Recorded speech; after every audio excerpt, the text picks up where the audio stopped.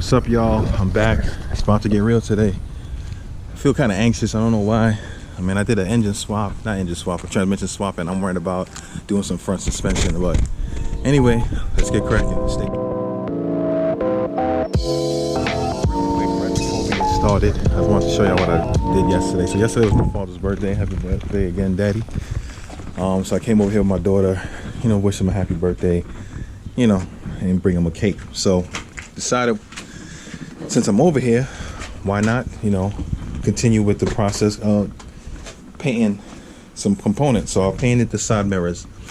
Now, granted, I have to touch them up a little bit because, as you can see, I had it laying down, and this one came out okay, but you can see like little waviness and like little fish eyes. It was doing that even before anything when I first laid the first layer of paint on it. So what I might do is scuff that up again and spray it again. Oh my god, this one is finished. And as you can see, boom, this is messed up. So unfortunately, it was kind of like a quick job. It wasn't nothing crazy. So see the blemishes at the top. I'm just gonna scuff that with the Scotch Brite, and then I'm gonna hit it with some more paint and just let it dry. Seeing that I did the inside already, so this inside looks pretty covered, and I don't really mind if this is not perfect. The inside of the mirror is mainly the outside part that I want it to look, a little bit better. So I'm gonna do that, and then I'm gonna get started with the main course of today, which is the front suspension. I'm gonna go over those things in a few seconds. Okay guys, here is what is on the agenda for today. As you can see, it's this lovely suspension kit that I got from 1A Auto. Like I said before, it's not a sponsored thing. However, I'm going to shout them out because I did used to get parts from them in the past for my truck, and also this was extremely affordable in comparison to FCP Euro, which was the place that I really wanted to use and buy these components from. But under $200 for this 10-piece, as opposed to $600 for a 10-piece from them, I'm going to go with the under $200 option. And they all look pretty good. They seem pretty solid and look as to be in good quality. So, and even this company right here, Euro, whatever it's called, they also have that component in FCP Euro, so I don't feel too bad about it. But a quick rant. I spent over 45 minutes of my precious time just to get these two simple tools at my local auto parts stores. Now, I went to one, I waited online for like about 30 minutes because only one guy there, the other guys in the back just sitting around not doing anything. And I'm like, when you see the store fill up, you want to try to kind of get the crowd out. When I used to work in a customer service environment, as far as retail is concerned, I used to go out. If I see one of my, co-workers having issues or the line is long, I go over there and try to help get the people out. Even if I was kind of on break or not, just the objective is to get them in and out as quickly as possible so the customer experience is good, and a lot of these people are forgetting that. Anyway, I got my ball joint removal tool here, a tire rod end removal tool, and I got a wrench for the brake lines, whatever you want. I forgot what it's the actual name for it, but you know what I mean, a flare nut wrench. Yeah, I guess that size because I don't know if I need to, and I don't know if I need to take off the brake lines to remove all the components that I need to remove to get to this stuff here. Now, another thing, moving this car from there to here was petrifying because, as I've been saying before, I got to get brakes. Now it's really a necessity. Like, this car does not want to stop. It barely has any pedal pressure. I got to get the new brakes on it, and I got to bleed them as soon as possible. So like I said, after I do the suspension stuff, I'm gonna wait a little bit to, you heard that? I'm gonna wait a little bit before I buy any brake components.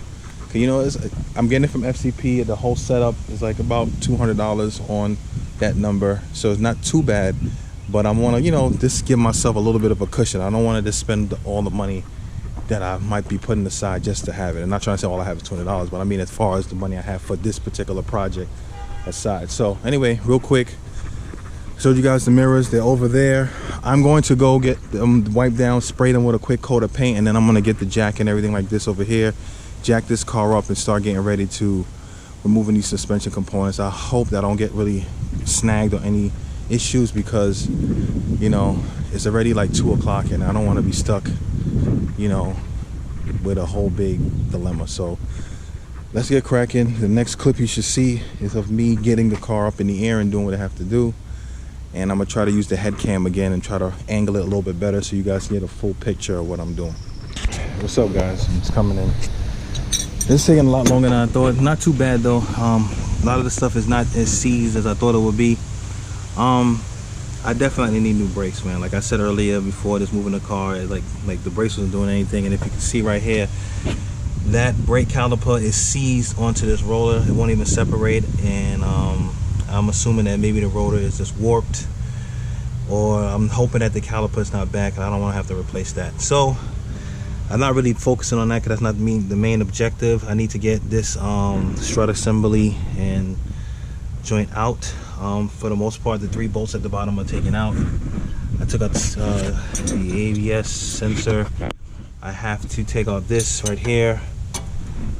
Once I get that out and loose, then I can free up the top here and probably pull the strut out, so then that way I'll have access to the other bracket that holds on the control arms and stuff like that, so I can move forward with that.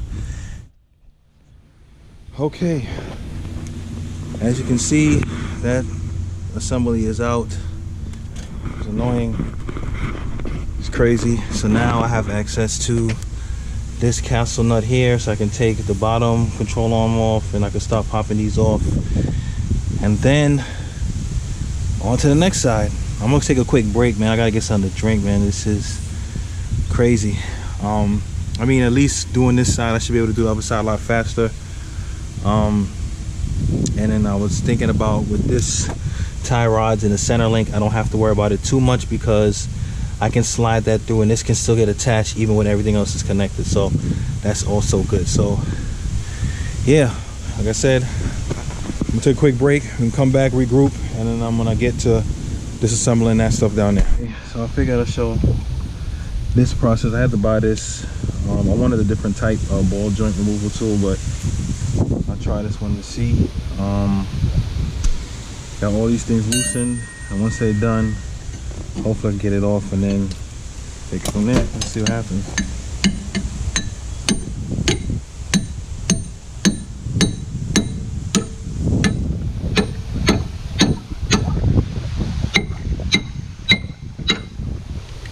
Let's take my freaking hand off.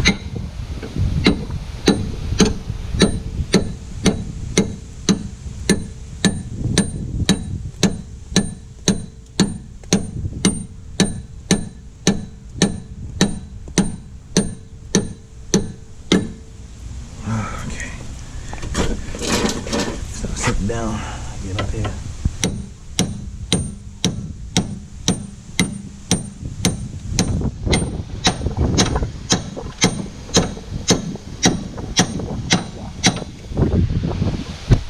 Good Lord, man. Yeah, it ain't even coming out now.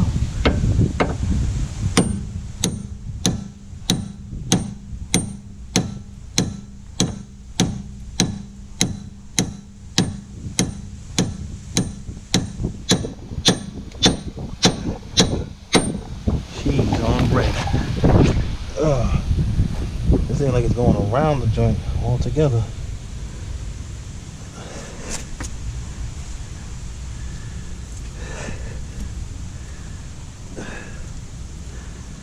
See, that thing had grease in it.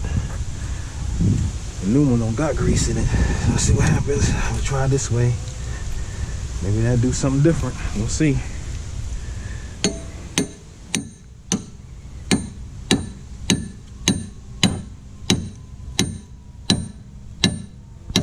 So let me save y'all the suspense.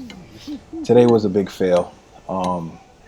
That happens sometimes with cars. I think I said that in the video later on. I'm just going through the footage now. But that ball joint, tie rod, whatever separator that I had didn't really work for that particular one. I'm not sure if it's because it was warped or something.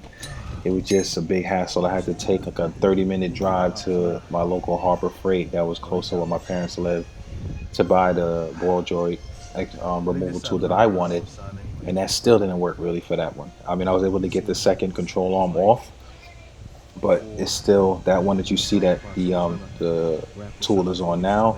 That one would not budge for no reason. So the next time I go there, I'm just going to take it off from the back, which I tried as well. But I was already tired and defeated in the sense that I didn't even feel like being involved. It was getting dark, so I said, next time I come, I'll try to take it off from the back and really get going. So I didn't put on any new parts. I didn't even do the other side, but you know, like I said, that's how it is sometimes with vehicles, and you know, you have to go through this process, and I'll get it done.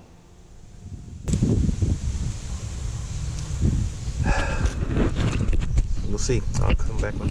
What's up, y'all? This is the one thing I hate about working on cars, man. It's like not having the proper tools, or having the proper tool, but it's not working the way you want it. This is a tie rod end / ball joint removal tool that I bought today. I was looking for the other one that's like more like a fork and like a kind of pivot point that looked like pretty much like this. You put these two parts underneath here, and this top piece goes on top of the bolt, and as you tighten it, it pushes the bolt out and pops it out of the joint. I went to Advance, didn't have it. I went to AutoZone, didn't have it, and I just bought this instead. So I was able to get the tie rod out, which is fine, but this thing, as you can see, is all greasy. It's not popping this out, and it's not getting around this to pop it out, and it's like I'm wasting so much time just trying to get this stuff done, and I'm still not even like at the point of putting the new pieces on. Then I still gotta, you know, put the wheel and stuff back on, do the other side. It's just a lot of crap. So I don't know. I'm gonna keep hammering away literally on this right here to see, because even if I were to go to another store like a Harbor Freight or something like that, that's like almost like an hour away from where I'm at to go get that tool to come back. By the time I get back, it's like almost 7 o'clock, and that's about time to start wrapping it up. So I'm gonna try to see if I can do some more with this. There's one more kind of like mom and pop hardware store that's kind of close to here. I might try that one instead and see if they have it. If not, I'm gonna have to come back here another day and finish up this whole project, which sucks. So I'm gonna have to leave the car here on the bricks, or not even the bricks, on the jack stands, and probably come here sometime this weekend to finish this. But I just wanted to give you guys like a little update as to what was going on, and this will let you guys know that this happens sometimes with cars, and it's frustrating, but it's all gonna be worth it in the long run. So let's hope that I get it out soon. All right, so just spent an hour of my life having to travel to get this gizmo. It is a ball joint separator. It's a lot better than the other ball joint separator that I had there with the hammer going deaf. So we'll see what happens with this. I'm running out of daylight, so we'll see today. I have to come back here another day to finish up the work. As you can see, I still have the old control arms and tie rod and etc. in there. I had to go to Harbor Freight down in Long Island to get another ball joint popper. I was able to get the second control arm off. Sorry for the lighting. This one off. But this one, the main one that caused the whole problem, is still not coming off. But it is what it is. You know, you live to fight another day. Just gotta wait, and I'll come back and see. And hopefully the other side won't be as difficult. And with the lessons learned from this side, I should be good to go. Anyway, I'll see you guys next time.